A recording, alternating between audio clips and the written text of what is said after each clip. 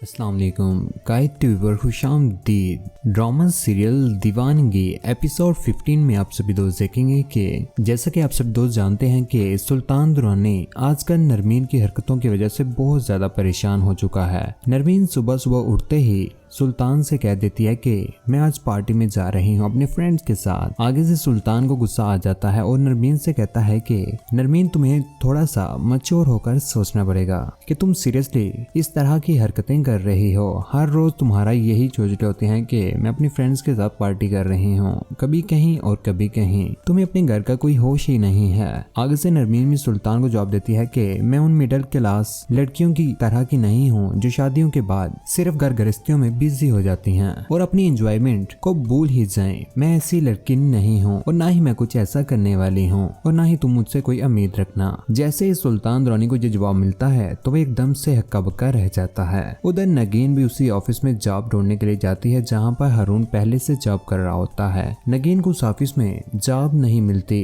तो हारून उसके पीछे आ जाता है। उसे कहता है कि मैं पूरी कोशिश करता हूँ कि यहाँ पर आपको जॉब मिल जाए और इस काम में मैं आपकी भरपूर मदद करूंगा, लेकिन नगीन उसे कोई भी बात नहीं सुनती और आगे चलती जा रही है। उस वक्त जो हारून है वो नगीन का हाथ पकड़ लेता है। जैसे ही हाथ पकड़ता है तो नगीन को बहुत ज्यादा गुस्सा आ जाता है और गुस्से में वो अपना हाथ भी छुड़वा लेती है और उसे कहती है कि तुम्हारी जुर्रत कैसी हुई मेरा हाथ पकड़ने की। लेकिन हारून आगे से उसे समझाता है कि मैं सिर्फ और सिर्फ तुम्हारी मदद करना चाहता हूँ और इसके अलावा कुछ भी नहीं। तुम मुझे गलत समझ रही हो, तुम मेरी बात नहीं सुन रही थी, इसलिए मजबूरन मुझे हाथ पकड़ना पड़ा। आगे से नगीन हारून को जवाबन कहती है कि मेरी ही गलती है, मुझे किसी गैर मर्द या किसी अनजान आदमी से इतना तकल्लुफ नहीं होना चाहिए था। मुझे तुम्हारे साथ इतना फ्री होकर बहुत बड़ी गलती कर दी है। आगे से हारून नगीन को यही बात करते हुए वहां से चला जाता है और नगीन भी वहां से चली जाती है। हारून आगे से सोचता रहता है कि ये कैसी लड़की है, इसे इतनी जल्दी दूसरों पर एतबार क्यों नहीं होता है। मैं जब उसकी मदद करना चाहता हूँ तो वो उसके बावजूद भी मुझ पर शक करती जा रही है। उधर जो शाम को नरमीन है वो शाम को पार्टी से वापस आ जाती है तो सुल्तान आगे से नरमीन को कहता है कि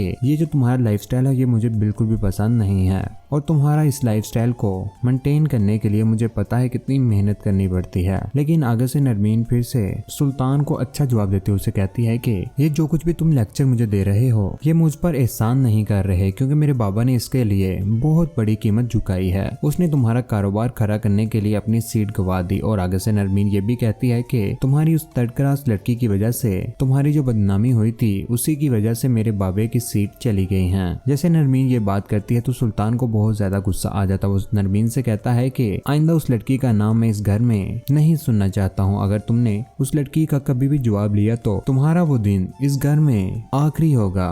मैं नहीं चाहता कि उस लड़की का दोबारा नाम इस घर में लिया जाए। लेकिन दोस्तों क्या होगा अब सुल्तान का, क्योंकि उसने दूसरों के साथ बुरा किया, अब उसके साथ भी होगा बहुत ज्यादा बुरा। लेकिन कौन कौन चाहता है सुल्तान का बुरा अंजाम? अपनी कीमती राय कमेंट सेक्शन में जरूर इज़हार कीजिएगा। वीडियो को लाइक कीजिएगा और हमारी वीडियो आप सब दोस्तों के साथ जरूर शेयर किया करें। चैनल पर नया चैनल सब्सक्राइब करने के बाद बेल का बटन जरूर दबाइएगा, उसको पता ही होता है फ्यूचर में हम वीडियो डालेंगे आप तक जल्द पहुंच जाएगी। अपना ख्याल रखिएगा, दुआ में याद रखिएगा। अल्लाह हाफिज।